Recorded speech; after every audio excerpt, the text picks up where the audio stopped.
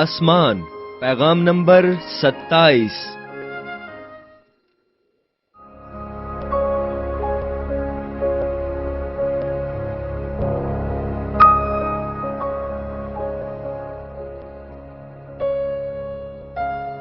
یعقوب 3 باب پہلی آیت۔ تم میں سے بہت سے استاد نہ بنے، کیونکہ جانتے ہو کہ ہم جو استاد ہیں زیادہ سزا پائیں گے۔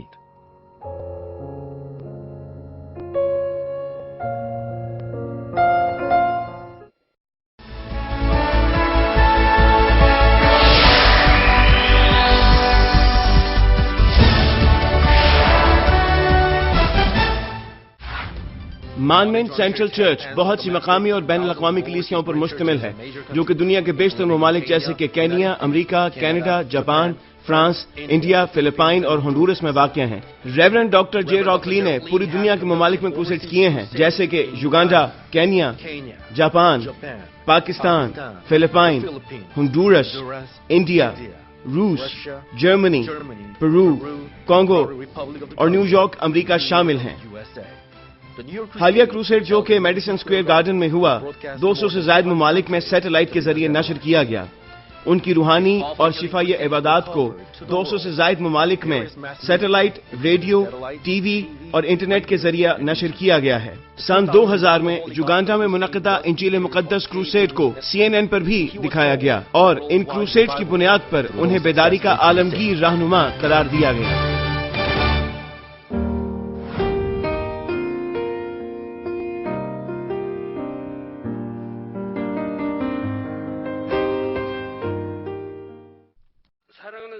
مسیح میں عزیز بہنوں اور بھائیوں اور ٹیلی ویژن کے ناظرین، یہ آسمان کے لیکچر کی سیریز کا 27واں اجلاس ہے۔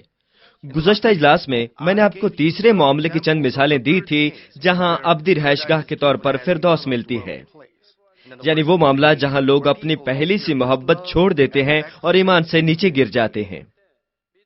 وہ اپنے رتبوں اور ایمان کے برسوں کو دیکھتے ہوئے ایمان کے تیسرے درجے یا اس سے اوپر سمجھے جاتے تھے، مگر انہوں نے اپنی پہلی سے محبت چھوڑ دی، گناہ کر ڈالے اور آزمائشوں میں پڑ گئے، پس ان کا ایمان نیچے کو پہلے درجے پر چلا گیا اور ختم ہو گیا۔ اس معاملے میں وہ اپنا ایمان کھو بیٹھے تھے، لیکن کم از کم وہ نجات پانے کے لیے ایمان رکھتے تھے۔ معاملہ جو میں آج آپ سے واضح کرنے جا رہا ہوں وہ ہے جہاں ان کے لیے نجات پانا بہت مشکل تھا۔ ان میں سے کچھ لوگ اپنے ایمان کی تہ میں گر گئے تھے، یا اگر عدالت کا تقاضا سختی سے کیا جاتا تو ان میں سے کچھ لوگ نجات پانے کے قابل نہ ہو پاتے، لیکن وہ خدا کی خاص معافی اور ترس سے کم از کم شرمسار نجات پا سکے۔ مجھے امید ہے کہ اس پیغام کے ذریعے آپ خدا باپ کی گہری اور وسیع محبت کو واضح طور پر سمجھ جائیں گے، جو چاہتا ہے کہ ہر کوئی نجات پالے۔ میں یہ بھی امید کرتا ہوں کہ آپ خود کا احتساب کریں گے کہ اگرچہ آپ بہت دیر سے ایک ایماندار بن چکے ہوئے ہیں، یا اگرچہ آپ ایک پاسٹر، ایک ایلڈر، سینئر ڈیکنس یا ڈیکن ہیں، تو کیا آپ جرت سے تخت عدالت کے سامنے کھڑے ہونے کے لائق بھی ہیں یا نہیں؟ میں خداوند کے نام میں دعا گو ہوں کہ آپ تخت عدالت کے سامنے خوف اور سراسیمگی سے کھڑے نہ ہوں، بلکہ متوقع انعامات کی خوشی اور جذبے سے کھڑے ہوں۔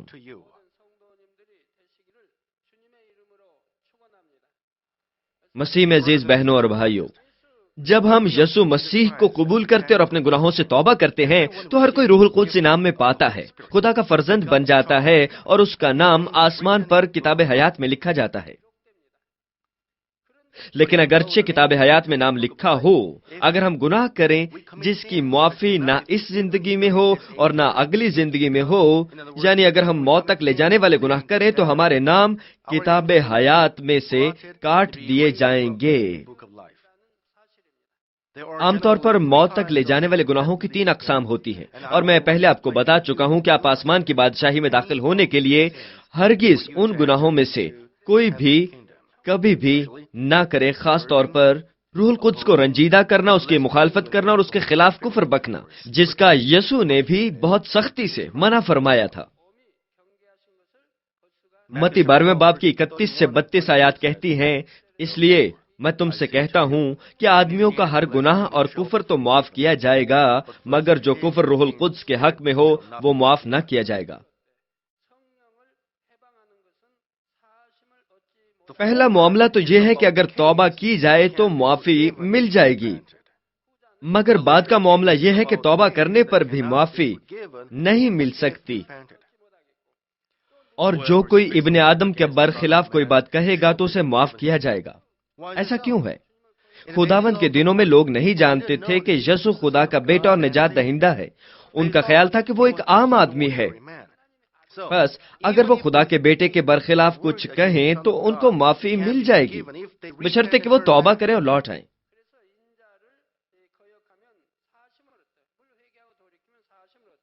مگر جو کوئی روح القدس کے برخلاف کوئی بات کہے گا وہ اسے معاف نہ کی جائے گی، نہ اس عالم میں نہ آنے والے میں۔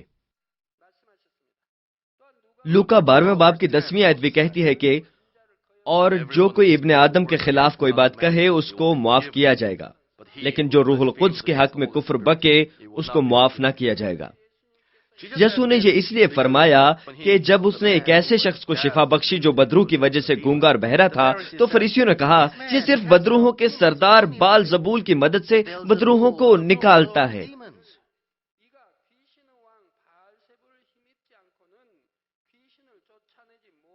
جب خداوند نے بدروحوں کو نکالا تو انہوں نے کہا کہ خداوند بدروحوں کے سردار بال زبول کی قوت سے بدروحوں کو نکالتا ہے۔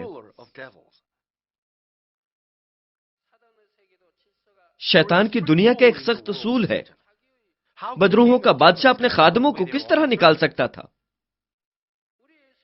یسوع بدروحوں کو خدا کے روح القدس کی قدرت سے نکالتا تھا، اور فریسی کہہ رہے تھے کہ یہ ایک بدروح کا کام ہے۔ خدا کے کاموں کو دیکھ کر جو روح القدس کی قدرت سے ہوتے تھے، اگر ہم کہیں کہ یہ بدروح کا کام ہے یا شیطان کا کام ہے تو یہ گندی بدروح یا شیطان بن کر روح القدس کی توہین کرنے جیسا ہے۔ یہ روح القدس کے برخلاف کفر بکنا ہے۔ اب روح القدس کو رنجیدہ کرنے سے کیا مراد ہے؟ یہ کسی کی بدی کا روح القدس کے کاموں سے منکر ہو کر خدا کے کاموں میں رکاوٹ ڈالنا ہے جو ظاہر ہو رہے ہوں۔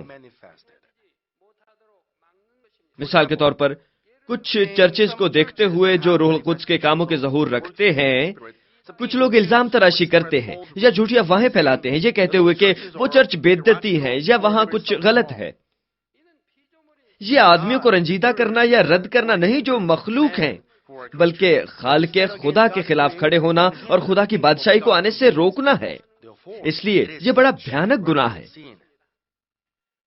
مزید یہ کہ اگر کوئی روح القدس کے کاموں کے خلاف کھڑا ہونے کا منصوبہ بناتا ہے اور حقیقتاً اسے عمل میں لاتا ہے، جس کا مطلب ہے جب روح القدس کو رنجیدہ کرنے کے بڑے بڑے اعمال ہوتے ہیں تو یہ روح القدس کی مخالفت کرنا ہے۔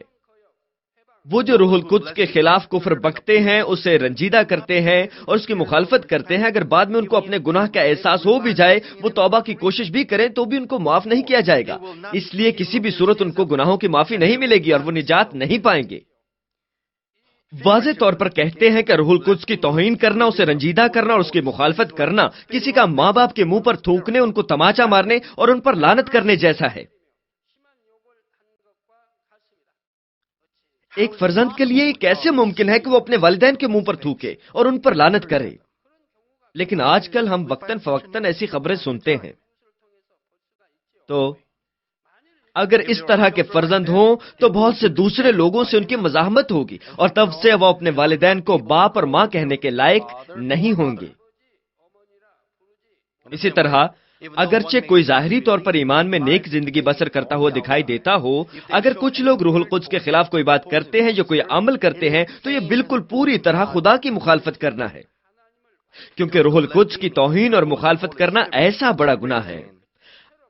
حتیٰ کہ یہ ظاہری عمل کے طور پر نہیں ہوتا اور آپ اسے اپنے دل میں پالتے ہیں تو یہ روح میں خدا کے سامنے ایک بڑی دیوار بن جاتی ہے۔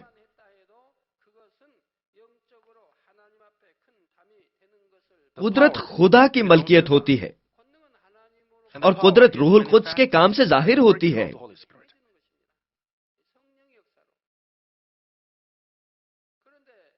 اگر کوئی خدا کے کسی ایسے خادم پر الزام لگاتا اور اس کی مزاحمت کرتا ہے جو خدا کی اس قدرت کو ظاہر کرتا ہے اور معجزات اور نشانات اور عجائبات دکھاتا ہے تو یہ روح القدس کے خلاف کفر بکنا ہے، اس کی مخالفت کرنا اور اس کی توہین کرنے جیسا ہے۔ پطرس خداوند کا پہلا شاگرد تھا، مگر حننیہ اور سفیرہ نے اسے دھوکہ دیا۔ لیکن پطرس نے نہ کہا کہ انہوں نے اسے دھوکہ دیا ہے، بلکہ کہا کہ انہوں نے روح القدس کو دھوکہ دیا ہے۔ ایسا کیوں تھا؟ کیا انہوں نے پطرس کو دھوکہ نہیں دیا تھا؟ پطرس خادم تھا جس نے خدا سے قوت حاصل کی تھی۔ وہ ایسا خادم تھا جو روح القدس کی قدرت کو ظاہر کرتا ہے۔ اسی لیے ان سے کہا گیا کہ انہوں نے پطرس کو نہیں بلکہ روح القدس کو دھوکہ دیا ہے۔ جب ایک نومرید یہ گناہ کرتا ہے، اور جب ایک وہ شخص جو سچائی کا کافی علم اور چرچ میں عہدہ رکھتا ہے وہ گناہ کرتا ہے، تو خدا کے رحم کی عظمت مختلف ہوتی ہے۔ مثلا ایک پاسٹر، ایک ایلڈر یا ایک سینئر ڈیکنس کی ذمہ داری ہر کسی کو نہیں دی جا سکتی۔ یہ ایک ایسا رتبہ ہے جو آپ لمبے عرصے تک ایماندار رہنے کے بعد حاصل کرتے ہیں۔ آپ کو بھی خدا کے کلام پر عمل کرنا ہے، اور ان رتبوں کے ساتھ آپ چرچ ممبرز کو تعلیم دے سکتے ہیں۔ اس لیے ایک طرف جب وہ اپنی ذمہ داریوں کو اچھی طرح نبھاتے ہیں، وہ جو یہ عہدہ رکھتے ہیں وہ اچھے انعامات حاصل کرنے کے لائق ہوں گے، مگر دوسری طرف اگر وہ اپنی ذمہ داریاں نہیں نبھاتے تو سزا اور عدالت ہوگی، وہ بھی بہت بڑی ہوگی۔ یہ اس لیے ہے کہ اگر لیڈرز غلط ہوں تو یہ صرف شخصی مسئلہ نہیں بلکہ چرچ کے بہت سے ممبرز کے لیے مسئلہ ہے۔ چنانچہ آج کا حوالہ یعقوب 3 باب کی پہلی آیت کہتی ہے، تم میں سے بہت سے استاد نہ بنے کیونکہ جانتے ہو کہ ہم جو استاد ہیں زیادہ سزا پائیں گے۔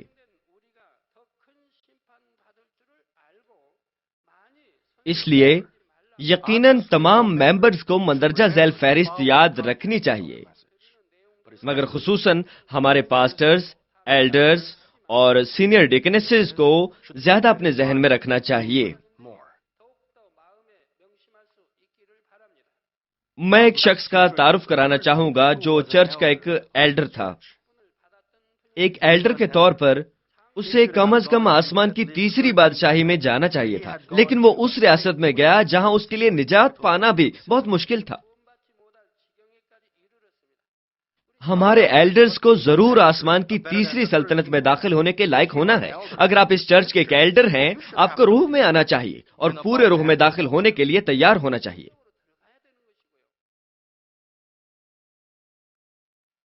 لیکن خدا کے خاص فضل اور محبت کے باعث اس نے صرف نجات ہی حاصل کی۔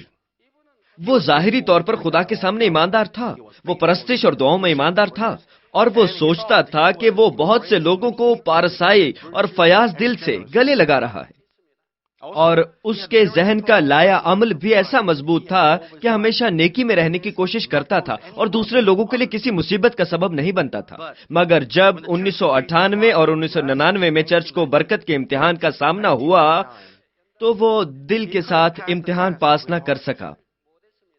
وہ چوپان کے لیے پریشان کرنے والے خیالات اور بے اعتقاد ذہن کو ہلا نہیں سکتا تھا، حالانکہ خدا اسے عظیم اور طاقتور کاموں کے ساتھ ضمانت بھی دیتا ہے۔ نتیجتاً جب چوپان نے پلپٹ پر روحانی چیزوں کے بارے گفتگو کی تو پہلے اسی نے اس سے اختلاف کیا۔ مثال کے طور پر اگر میں اپنے چرچ ممبرز میں سے رہائش گاہوں میں روحانی خلا کے راستے قابلی مکھیوں کے ظاہر ہونے اور غائب ہونے کے بارے بات کروں تو بجائے مل کر خوشی کرنے کے پہلے اسی نے اس کے خلاف خیالات رکھے ہوں گے۔ اس نے سوچا ہوگا کہ یہ اچانک ہوا ہے، یا وہ روحانی چیزوں سے انکار کرتے ہوئے دوسرے جسمانی خیالات کا استعمال کرتا ہوگا۔ آپ کو جسمانی خیالات نہیں رکھنے چاہیے، ورنہ اعتقاد رکھنا ممکن نہیں ہو سکے گا۔ اور یہ صرف اتنا ہی نہیں کہ وہ ایک لمحے کے لیے ایسے خیالات رکھتا تھا اور پھر ان کو جانے دیتا تھا، بلکہ وہ اپنے دل میں بھی ان کو تھامے رہتا تھا۔ وہ بے چین احساسات رکھتا تھا اور یہ سوچتے ہوئے شکایات کرتا تھا کہ میں اس سے متفق نہیں ہوں، وہ اس طرح کیوں کہتا ہے۔ یہ ایک نئے ایماندار سے بہت مختلف تھا جو روحانی چیزوں پر ایمان نہیں رکھ سکتا اور بے اعتقادی کی کچھ باتیں کرتا رہتا ہو۔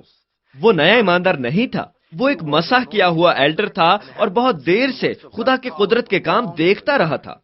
لیکن کیونکہ چوپان کی قوت بہت بڑی تھی اور وہ اس کی بابت براہ راست شکایت نہیں کر سکتا تھا اور اس کے علاوہ بالواسطہ شکایات کی باتیں کرتا تھا۔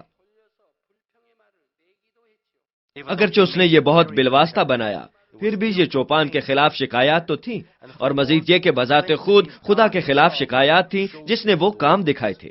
بس اس نے کبھی ہاں اور آمین نہ کہا۔ اس نے اس پلپٹ پر سے دیے جانے والے کسی بھی پیغام کے لیے ہاں اور آمین نہیں کہا، چونکہ وہ آمین کے ساتھ چوپان کے کلام کو قبول نہیں کرتا تھا جو مندرجہ ذیل نشانات اور عجائبات سے کلام کی تعلیم دیتا اور تصدیق کرتا ہے، تو پھر وہ خداوند خدا کے کلام کو آمین کے ساتھ کیسے قبول کر سکتا تھا جو نظر نہیں آتا؟ وہ آمین کہہ سکتا تھا اور وہ اپنے ہونٹوں سے فرما برداری کرتا ہوگا، مگر دل سے نہیں۔ وہ فرما برداری نہیں کر سکتا تھا، اس لیے وہ عملاً بھی فرما برداری نہیں کر سکا۔ یہ اس کا اصلی ایمان تھا۔ ظاہری طور پر وہ ایماندار اور پارسا ایلڈر نظر آتا تھا، مگر خدا کی نظر میں جو ہمارے دل کو اندر سے دیکھتا ہے بالکل راست قسم کا دل نہیں تھا۔ وجہ کیا ہے کہ وہ اپنے ذہن میں زیادہ سے زیادہ منفی سوچے رکھتا تھا اور خود کو بے چین کرنے کے لیے اسے اپنے ذہن میں رکھتا تھا۔ اس کی وجہ یہ تھی کہ اس نے 1998 اور 99 میں اپنے دل سے امتحانات پاس نہیں کیے تھے۔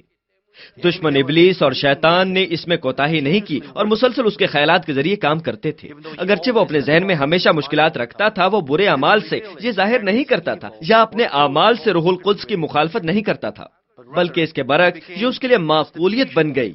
وہ یہ سوچ کر اپنے آپ کو معقول کرتا تھا کہ وہ کبھی اپنے اعمال کے ساتھ دوسروں کے لیے مصیبت کا سبب نہیں بنا۔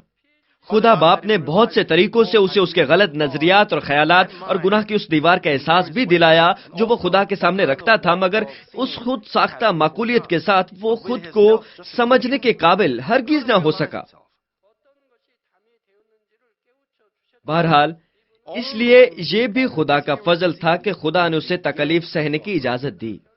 اس کو آہستہ آہستہ اپنی غلطی کا احساس ہونا شروع ہوا۔ اس لیے یہ خدا کا فضل بھی تھا کہ خدا نے اسے تکلیف سہنے کی اجازت دی۔ جیسے عبرانیوں میں لکھا ہے، چونکہ خدا تم سے محبت رکھتا ہے اس لیے تم کو تنبیہ کرتا ہے۔ ایک بار خدا آپ کو اپنے فرزند کے طور پر قبول کر لیتا ہے تو وہ یقیناً آپ کو تنبیہ کرتا ہے۔ جس کو خدا تنبیہ نہیں کرتا وہ حرام زادہ ہے۔ آپ خدا کے فرزند نہیں ہیں۔ چونکہ آپ اس کے فرزند نہیں ہیں اور چونکہ وہ آپ کو اپنے فرزند کے طور پر نہیں قبول کرتا، وہ آپ کو تنبیہ نہیں کرتا۔ بس تنبیہ برکت کے مترادف ہے۔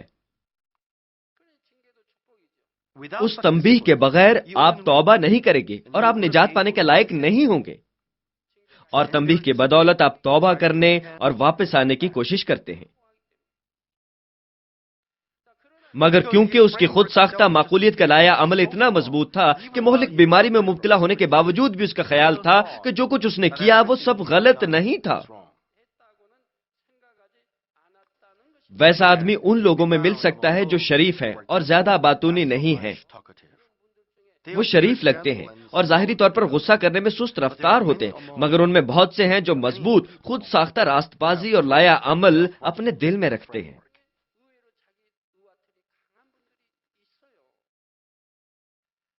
تو وہ اپنے گناہوں سے پوری طرح توبہ نہ کر سکا اور اس طرح وہ شفا پانے کے لیے گناہ کے مسئلے کو حل نہ کر سکا۔ آخرکار وہ شفا پائے بغیر ہی مر گیا۔ تھوڑی سی توبہ کے ساتھ جو اس نے اپنے بیماری کے بستر پر دکھائی تھی، نجات پا سکا، مگر وہ فردوس کے علاوہ کسی اچھے رہائشی مقام پر نہ جا سکا۔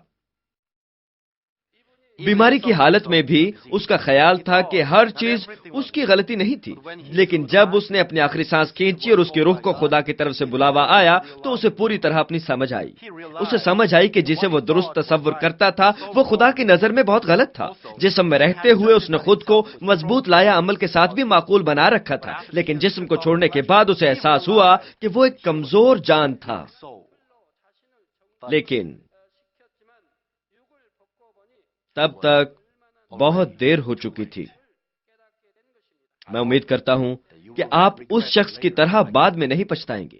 میں خداوند کے نام میں آپ کی حوصلہ افزائی کرتا ہوں کہ اگر وہ سچ کہتے ہیں تو چھوٹی سے چھوٹی بات کو سننے کے لیے بھی فروتن دل رکھیں اور عقل مند انسان بنیے جن کو بعد میں کسی بھی کام پر پچھتاوا نہ ہو۔ عزیز بہنوں اور بھائیوں، ایک اور ایلڈر تھا جس کو رہائش گاہ کے طور پر یعنی ابدی رہائش گاہ کے طور پر فردوس دی گئی تھی۔ اس نے ایک چرچ میں بہت دیر تک ایک مسیحی زندگی بسر کی اور بہت سے پیغامات سنے۔ وہ خود بھی بہت زیادہ بائبل پڑھتا تھا۔ وہ دعا کرنا نہیں روکتا تھا اور ساری رات کی دعا کبھی نہیں چھوڑتا تھا۔ وہ ہمیشہ بائبل پڑھتا تھا۔ جب میں بیرون ملک جاتا، میں یقیناً جہاز کے اندر دیکھتا کہ ہمارے ٹیم ممبرز زیادہ تر سو رہے ہوتے تھے، مگر وہ کبھی نہیں سوتا تھا بلکہ بائبل مقدس پڑھتا ہی رہتا تھا۔ لیکن اسے ایک بڑی مہلک بیماری لگ گئی اور وہ چل بسا۔ ایسا ہے تو اس چرچ میں بہت سے نئے ایماندار بھی صرف ایک دعا سے اپنی بیماریوں سے شفا پا جاتے ہیں۔ تو پھر اس ایلڈر نے شفا کیوں نہیں پائی، حالانکہ اس نے اپنے چرچ میں مسیح میں بہت لمبی زندگی گزاری تھی؟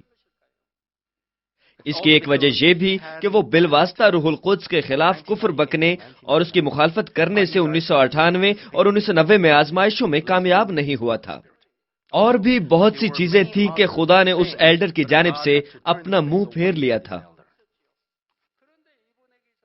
لیکن اس ایلڈر کے ساتھ زیادہ بڑا مسئلہ یہ تھا کہ اگرچہ اس نے اس چرچ میں خدا کی قدرت کے بہت سے کام ظاہر ہوتے دیکھے تھے، اس نے اپنے چوپان کی خدمت اپنی جان کا چوپان سمجھ کر نہیں کی تھی یا اپنے دل سے اس پر اعتقاد نہیں رکھا۔ اس چرچ کا ریوڑ اس کے چوپان کی آواز کو سنے گا اور اس کے پیچھے جائے گا۔ یوحنا 10ویں باب کی 4 سے 5 آیات کہتی ہے کہ جب وہ اپنی سب بھیڑوں کو باہر نکال چکتا ہے تو ان کے آگے آگے چلتا ہے اور بھیڑیں اس کے پیچھے پیچھے ہو لیتی ہیں کیونکہ وہ اس کی آواز کو پہچانتی ہے۔ مگر وہ غیر شخص کے پیچھے نہ جائیں گی بلکہ اس سے بھاگیں گی کیونکہ غیروں کی آواز نہیں پہچانتی۔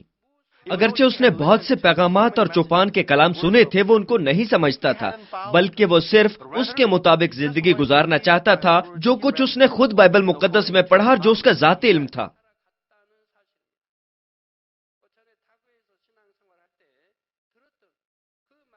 وہ اس پرانی عادت سے الگ نہیں ہوا تھا جو اس نے اس وقت سے اپنا رکھی تھی جب وہ کسی دوسرے چرچ میں جایا کرتا تھا اور میری تعلیم کا موازنہ اپنے پہلے چرچ کی تعلیم سے کرتا تھا۔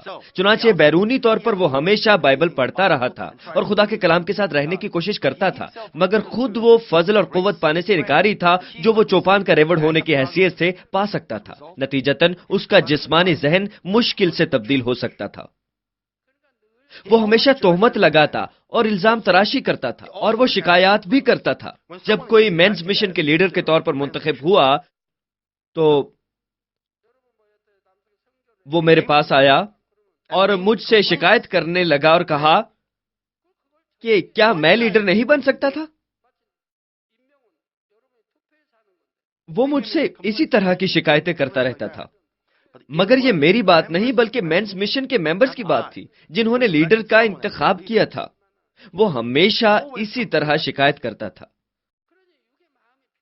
وہ کس طرح تبدیل ہو سکتا تھا؟ وہ اپنے دل کو پاک کرنے کے قابل نہ تھا۔ کوئی بات نہیں کہ وہ ظاہری طور پر کتنا ہی ایماندار لگتا تھا، یہ سب ظاہری جسمانی ایمانداری تھی۔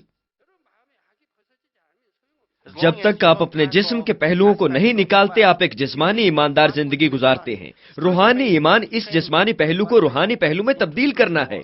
یہ خداوند کے مشابہ ہونا ہے، یہ خدا کی کھوئی ہوئی شبیہ کو بحال کرنا ہے، اور یہ خدا کا انسانی اصلاح کا مقصد ہے۔ خدا بنی نوع انسان کی اصلاح کرتا ہے تاکہ ایسے فرزند تلاش کرے جو اس کے مشابہ ہوں۔ آپ اس سے کس طرح انکار کر سکتے ہیں؟ جب تک آپ اپنے خیالات اور نظریات کے ساتھ اپنی ایمانی زندگی گزارتے ہیں، آپ روح میں نہیں آ سکتے۔ ضرور ہے کہ آپ اپنی خودی کو چھوڑیں، ضرور ہے کہ آپ اپنے نظریات اور خیالات کو روکیں۔ اس لیے پولس رسول نے کہا کہ وہ ہر روز مرتا ہے۔ جب آپ کی خودی ہر روز مرتی ہے تو پھر آخر کار آپ ایک روحانی اور نیک آدمی بنتے ہیں۔ یہ پولس رسول کا اعتراف تھا۔ پولس رسول ایک گرم مزاج آدمی تھا، مگر اس نے اس گرم مزاجی سے چھٹکارا پایا اور بعد میں وہ محبت کا رسول بنا جو ہمیشہ خوش رہتا تھا، بلا ناغہ دعا کرتا تھا اور ہر حال میں شکر ادا کرتا تھا۔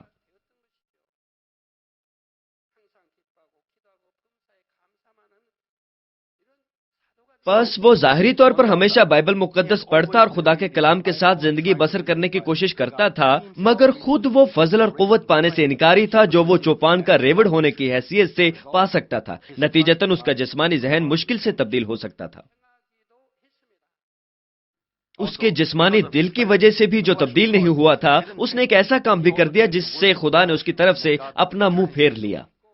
جسمانی طور پر اگر ایک بھیڑ اپنے چرواہے کی آواز نہیں سنتی اور خود ہی غول کو چھوڑ جاتی ہے تو وہ درندوں کا شکار ہو سکتی ہے یا چٹان سے گر کر مر جاتی ہے۔ روح کا بھی یہی معاملہ ہے۔ اگر ایک بھیڑ اپنے چرواہے کی آواز نہیں سنتی اور خود ہی رک جاتی ہے تو اس کا دشمن ابلیس اور شیطان کا شکار ہونا بہت آسان ہے۔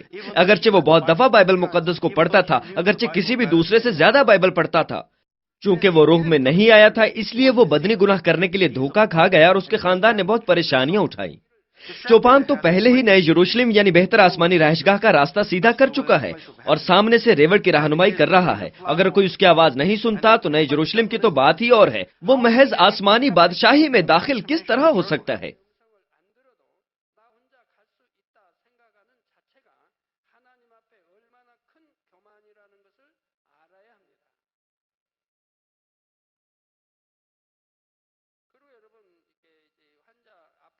وہ جو بہت سخت بیمار ہوتے ہیں، جب وہ مجھ سے بہت دفعہ دعا کروانے کے بعد شفا نہیں پاتے کیونکہ ان میں گناہ کی بہت سی رکاوٹیں ہوتی ہیں، میں گاہے بگاہے ان کی برائی ظاہر کرتا رہتا ہوں۔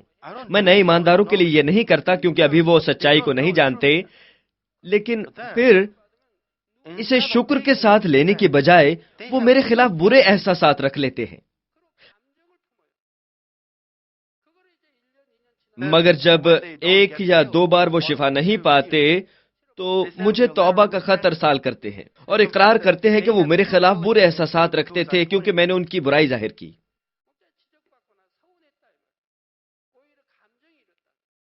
وہ لوگوں میں اپنی نشاندہی پسند نہیں کرتے۔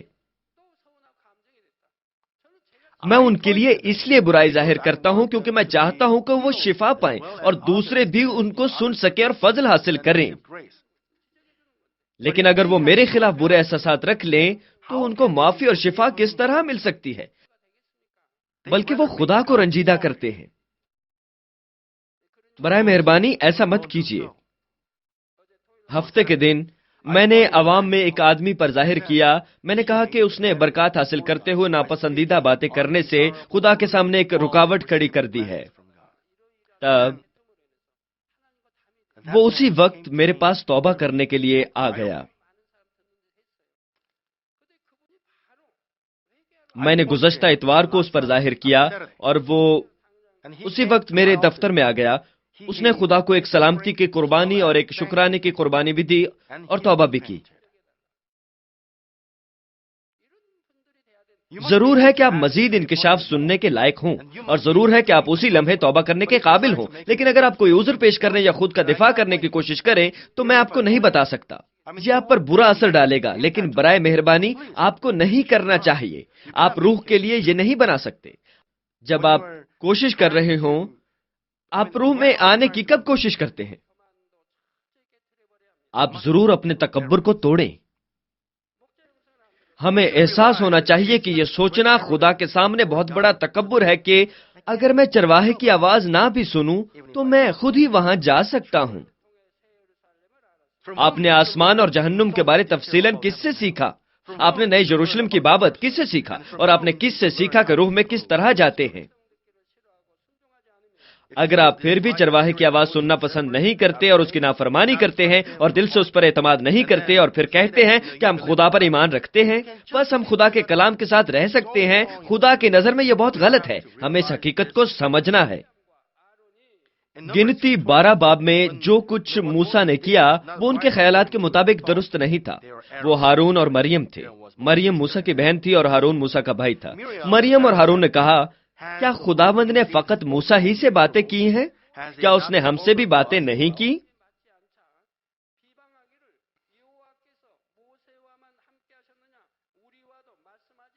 وہ کوشی عورت کے سبب سے موسیٰ کے خلاف بول رہے تھے جس سے موسیٰ نے بیاہ کر لیا تھا۔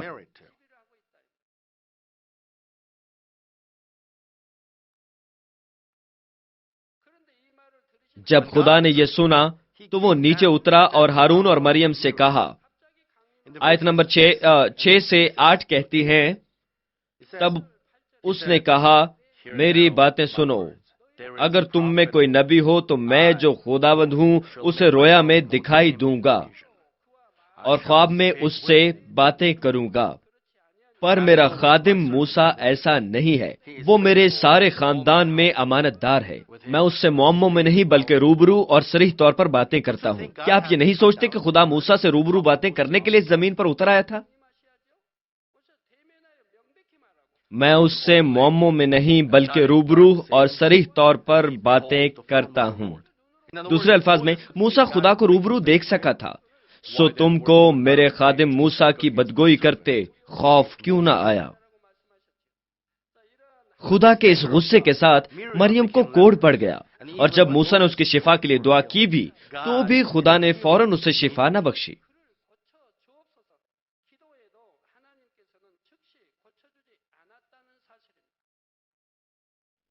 خدا نے موسیٰ کی دعاؤں کا بھی جواب نہ دیا، اگرچہ وہ موسیٰ کی بہن تھی، خدا نے اسے معاف نہ کیا۔ اس نے اس کو احساس دلانے اور پوری طرح توبہ کرانے کے لیے 7 دن تک خیمے سے باہر رکھا کہ اس کے الفاظ اور اعمال کس قدر غلط تھے۔ کیا اس کے خیمے سے باہر رہنے کی وجہ سے اسرائیلیوں کو اس حقیقت کا علم نہیں ہوا ہوگا کہ وہ کوڑھی ہے، کہ وہ کوڑھی ہو گئی ہے؟ مندرجہ بالا 2 ایلڈر بھی جب بیماریوں میں مبتلا تھے تو انہوں نے بھی مجھ سے دعا کروائی تھی، مگر خدا نے ان کو شفا عطا نہ کی۔ یہ خدا کا بڑا فضل تھا کہ ان کو بیماریوں میں مبتلا ہونے سے پیچھے اپنی طرف دیکھنے اور توبہ کرنے کا موقع مل گیا۔ اگرچہ وہ مجھ پر بطور اپنا چرواہا بھروسہ بھی نہیں کرتے تھے، میں چرواہا ہونے کی حیثیت سے آخر تک ان کے لیے دعا کرتا رہا، اور اس لیے خدا نے ان کے لیے نجات کا راستہ کھول دیا۔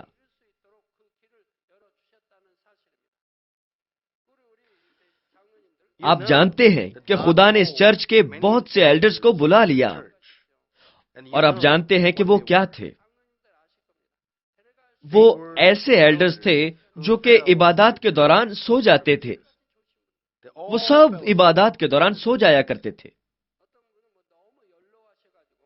ان میں سے کچھ تو اس لیے سوتے تھے کہ وہ بہت بزرگ تھے، حالانکہ وہ کلام کے بہت مشتاق تھے، لیکن وہ اپنی کمزوری کی وجہ سے کلام کو زیادہ دیر تک نہیں سن پاتے تھے، اور پھر خدا نے ان کو آسمان پر بلا لیا۔ لیکن جن کے متعلق میں گفتگو کرنے جا رہا ہوں یہ وہ لوگ نہیں ہیں، وہ سب کے سب نہیں بلکہ ان میں سے زیادہ تر عبادات کے دوران سو جاتے تھے۔ مگر اب ایلڈروں کو سوتے ہوئے دیکھنا بہت مشکل ہے۔ یہ بہت پہلے ہوتا تھا، مگر آج کل وہ ایسے نہیں ہیں۔ کبھی کبھار کوئی سو جاتا ہے، لیکن وہ اس لیے یہ کرتے ہیں کہ وہ بہت تھکے ہوتے ہیں۔ یہ وہ نہیں ہے جو خدا کا کلام سنتے ہوئے عبادات کے دوران عادتاً سو جاتے تھے، چونکہ یہ ان میں سے چند ہیں۔ میں چرچ میں ان کرسیوں کو دیکھ سکتا ہوں کہ ایلڈرز کہاں بیٹھے ہوئے ہیں۔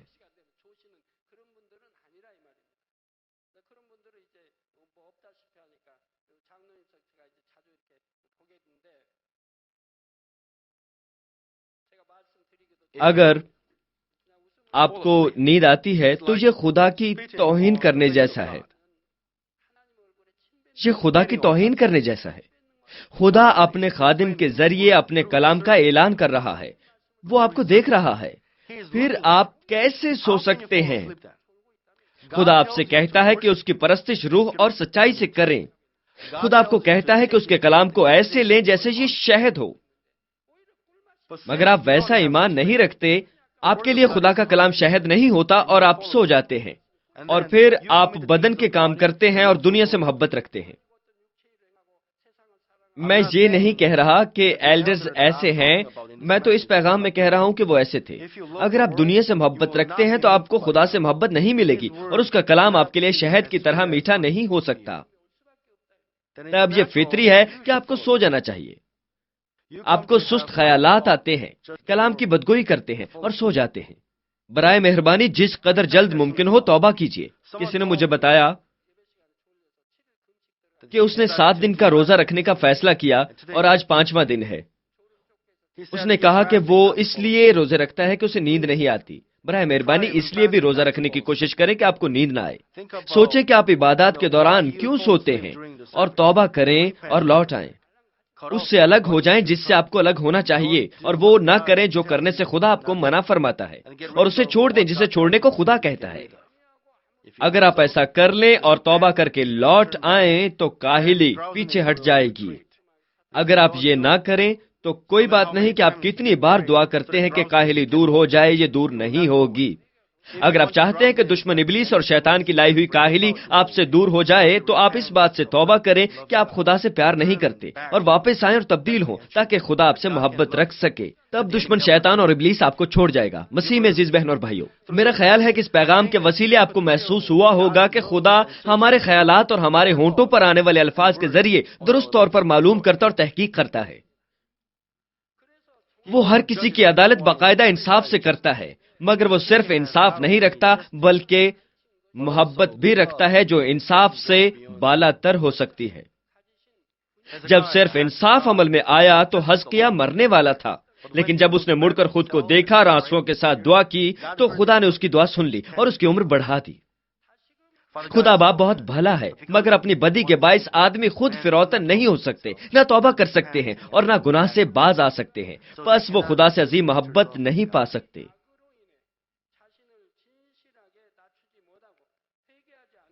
ان کے دل کی خوشبو اور سچے اعمال خدا کے دل کو متحرک کرنے کے لیے بہت کم پائے جاتے ہیں۔ کیا آپ میں سے کوئی ہے جو اب بھی خدا کو خوفناک خدا کے طور پر دیکھتا ہے، کیونکہ آپ محسوس کرتے ہیں کہ خدا کا انصاف بہت بڑا ہے؟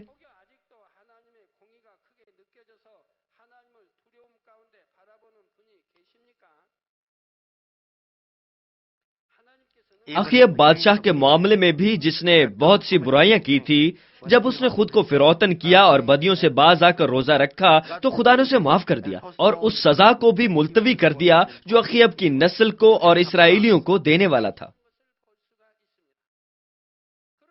کیا آپ کو نہیں لگتا کہ اس کے بیٹوں نے شکایت کی تھی یا نہیں؟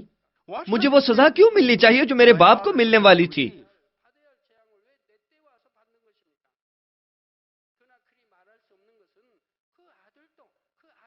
لیکن اس نے یہ نہیں کہا، چونکہ اس کا بیٹا اس سے بھی زیادہ بدکار تھا۔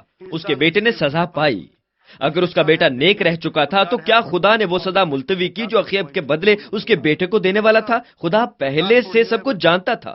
اگر آپ میں سے کوئی ایک اب بھی گناہ کے بوجھ کے ساتھ خوف میں رہ رہا ہے، اس گناہ کی وجہ سے جو آپ نے ماضی میں کیا تھا، میں امید کرتا ہوں کہ آپ خود کو اخیب بادشاہ کی طرح فروتن کریں گے اور دلسوزی سے خدا کے رحم کو مانگیں گے۔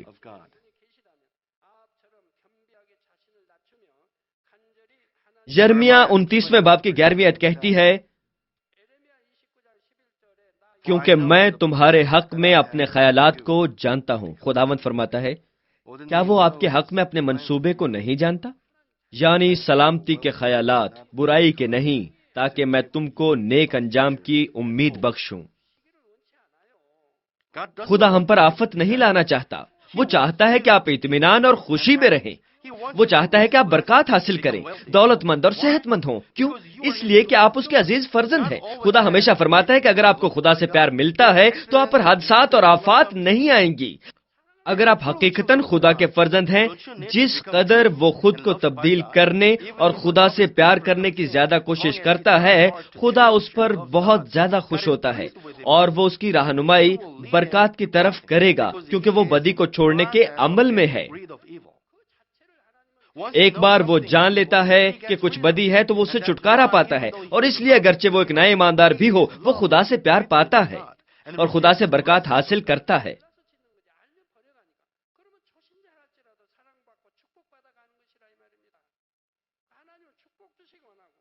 خدا آپ کو برکات اور اطمینان دینا چاہتا ہے جو آپ پسند کرتے ہیں۔ وہ آپ کو خوشحالی بھرے، شادمان اور خوشی سے بھرپور مستقبل کی امید بخشنا چاہتا ہے۔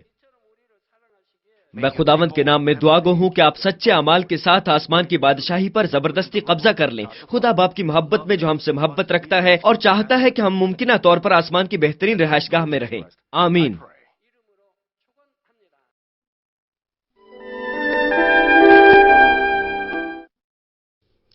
बीमारों के लिए दुआ। Pray for all those who are sick.